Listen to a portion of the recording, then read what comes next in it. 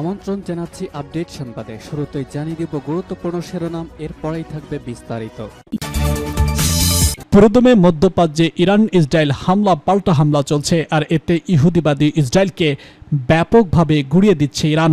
এর মধ্যে যুক্তরাজ্যের ঘাঁটি থেকে উড়াল দিল মার্কিন যুদ্ধবিমান।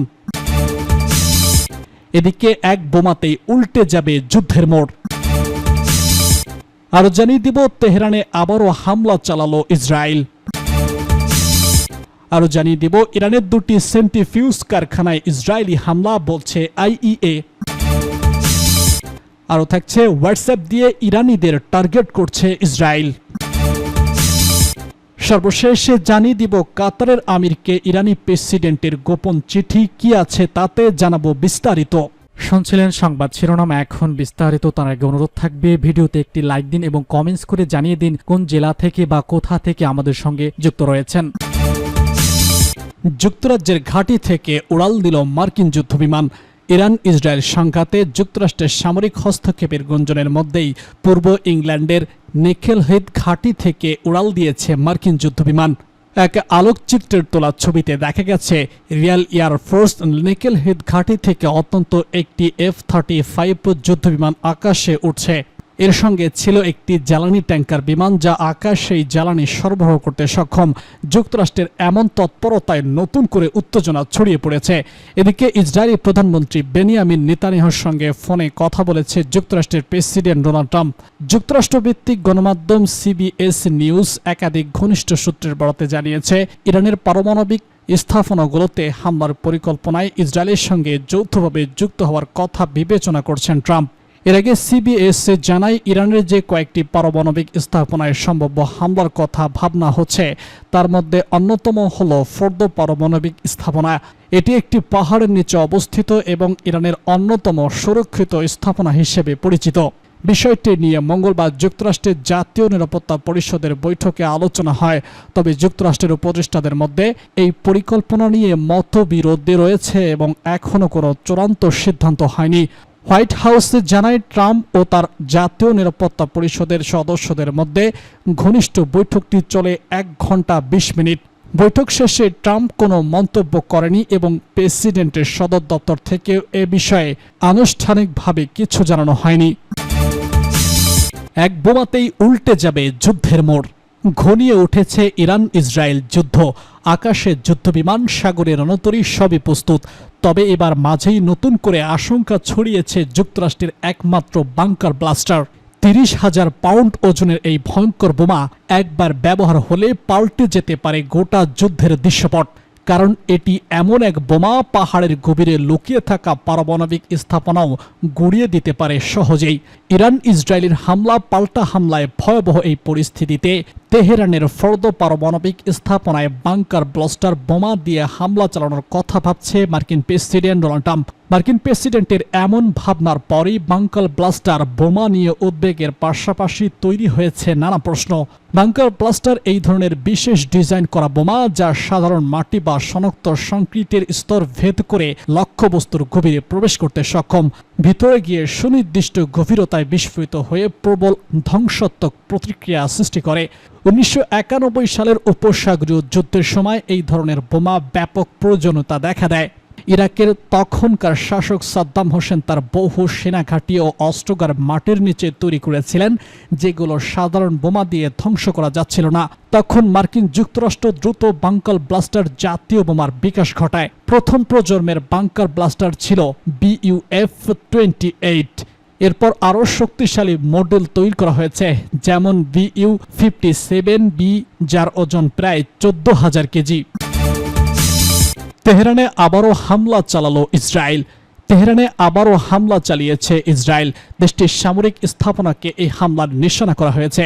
বুধবার ইসরায়েলি বাহিনী এক্সপোস্টে এসব তথ্য জানিয়েছে খবর আল জাজিরার।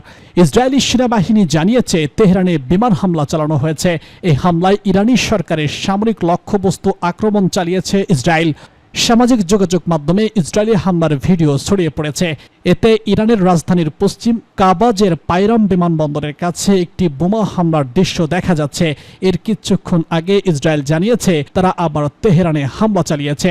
উল্লেখ্য, গত 13 জুন ভোরে ইসরায়েল ইরানের বিরুদ্ধে আগ্রাসী যুদ্ধ শুরু করে। দেশটির চালানো এই হামলায় সামরিক ও পারমাণবিক স্থাপনার পাশাপাশি আবাসিক এলাকাতেও লক্ষ্যবস্তু করা হয়। এই হামলায় ইরানের মধ্যাঞ্চলীয় ইস্পাহান প্রদেশের নাতানজ পারমাণবিক স্থাপনা ক্ষতিগ্রস্ত হয়েছে এবং কয়েক ডজন সামরিক কমান্ডার, পারমাণবিক বিজ্ঞানী ও বেসামরিক নাগরিক নিহত হয়েছেন। ইরানের দুটি সেন্ট্রিফিউজ কারখানায় ইসরায়েলি হামলা, বলছে আইইএ। ইরানের রাতভর হামলা চালিয়েছে ইসরায়েল। দেশটির এই হামলায় ইরানের দুটি সেন্ট্রিফিউজ কারখানা নিশানা করা হয়েছে। আল জাজিরার এক প্রতিবেদনে এসব তথ্য জানানো হয়েছে। আন্তর্জাতিক পরমাণু শক্তি সংস্থা এক্স এক পোস্টে জানিয়েছে ইরানের দুটি সেন্ট্রিফিউজ উৎপাদন কেন্দ্রে ইসরায়েল হামলা চালিয়েছে। এই দুটি কেন্দ্র হল কাজের এবং ওয়াকিং তেহরান নিউক্লিয়ার সেন্টার। আইই এর তথ্য অনুযায়ী ইসরায়েলি হামলায় তেহরানের কেন্দ্রে একটি ভবন ক্ষতিগ্রস্ত হয়েছে। ভবনটিতে উন্নত লজিস্টিক রোবট ও পরীক্ষা করা হতো। কারাজে দুটি ভবন ধ্বংস হয়েছে। এই দুটি ভবনও সেন্ট্রিফিউজের উপাদান তৈরি করা হতো। এর আগে বুধবার ইসরায়েলের সামরিক বাহিনী জানায় ইরানের রাতভর বিমান হামলা হয়েছে। 50টিরও বেশি জেট দিয়ে এই হামলা চালানো হয়। এসব তেহরানের একটি ইরানি সেন্ট্রিফিউজ উৎপাদন কেন্দ্র এবং বেশ কয়েকটি অস্ত্র কারখানায় হামলা করে। ইসরায়েল প্রতিরক্ষা বাহিনী আইডিএফ আরও জানিয়েছে তেহরানের সেন্ট্রিফিউজ উৎপাদন কেন্দ্রটি ইরান পারমাণবিক অস্ত্র তৈরির উদ্দেশ্যে ইউরেনিয়াম সমৃদ্ধকরণের পরিধি এবং হার বাড়ানোর জন্য ব্যবহার করেছিল। সামরিক বাহিনী জানিয়েছে আক্রান্ত অস্ত্র উৎপাদন কারখানাগুলোর মধ্যে এমন একটি স্থান ছিল যেখানে ইরানি শাসক ইসরায়েলের দিকে নিক্ষেপ করা সারফেস টু সারফেস মিসাইল তৈরির জন্য কাঁচামাল এবং উৎপাদন করত। পাশাপাশি বিমানে আঘাত করার জন্য ডিজাইন করা সারফেস টু এয়ার সিস্টেমের সিস্টেম এবং উৎপাদন তৈরির সুবিধাও কারখানাটিতে ছিল। হোয়াটসঅ্যাপ দিয়ে ইরানিদের টার্গেট করছে ইসরায়েল। ইরান ইসরায়েল উত্তেজনার মধ্যে রাষ্ট্রীয় সম্প্রচারের নাগরিকদের মোবাইল ফোন থেকে হোয়াটসঅ্যাপ মুছে ফেলতে সরাসরি আহ্বান জানিয়েছে তেহরান। মঙ্গলবার বিকালে রাষ্ট্রীয় টেলিভিশনে সম্প্রচারিত এক বার্তায় ইরানি নাগরিকদের হোয়াটসঅ্যাপ মোবাইল থেকে মুছে ফেলার আহ্বান জানানো হয়েছে। ইরানের দাবি, এই জনপ্রিয় মেসেঞ্জিং অ্যাপটি ব্যবহার করে ইসরায়েল তাদের নাগরিকদের লক্ষ্যবস্তুতে পরিণত করছে। যদিও কোনো সুনির্দিষ্ট প্রমাণ উপস্থাপন করেনি দেশটি, তবে চলমান সংঘাতের মধ্যে দেওয়া এই সতর্ক বার্তায় মেসেঞ্জিং প্ল্যাটফর্মটির মালিকানা সংস্থা মেটা গভীর উদ্বেগ প্রকাশ করেছে। ইরান দাবি করেছে হোয়াটসঅ্যাপের মাধ্যমে ব্যবহারকারীদের তথ্য গোপনে সংগ্রহ করে তা বিদেশি শক্তির হাতে তুলে দেওয়া হচ্ছে।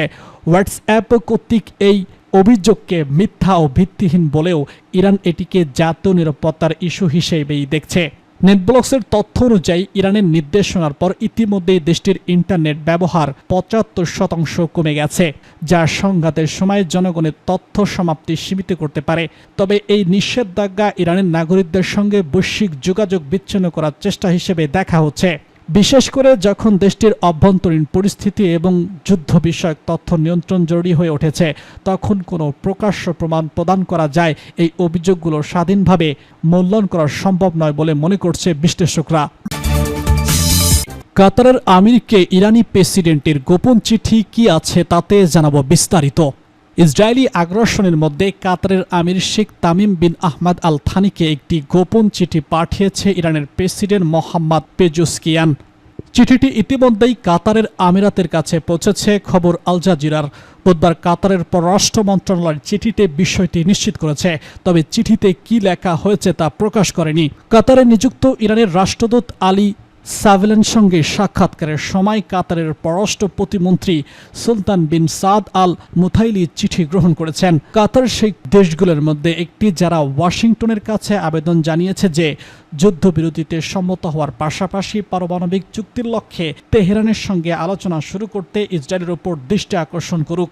এদিকে ইসরায়েলি আগ্রাসন নিয়ে জাতির উদ্দেশ্যে বার্তা দিয়েছেন ইরানের সর্বোচ্চ নেতা আয়াতুল্লাহ আল খামেনি। বলেন, চাপিয়ে দেওয়া যুদ্ধের বিরুদ্ধে দৃঢ় প্রতিরোধ গড়বে তার দেশ, কারো কাছে আত্মসমর্পণ করবে না। তিনি বলেন, ইরান চাপিয়ে দেওয়া যুদ্ধের বিরুদ্ধে দৃঢ়ভাবে দাঁড়াবে, একইভাবে চাপিয়ে দেওয়া শক্তির বিরুদ্ধেও দৃঢ়ভাবে দাঁড়াবে। এই জাতি চাপের মুখে কারো কাছে আত্মসমর্পণ করবে না।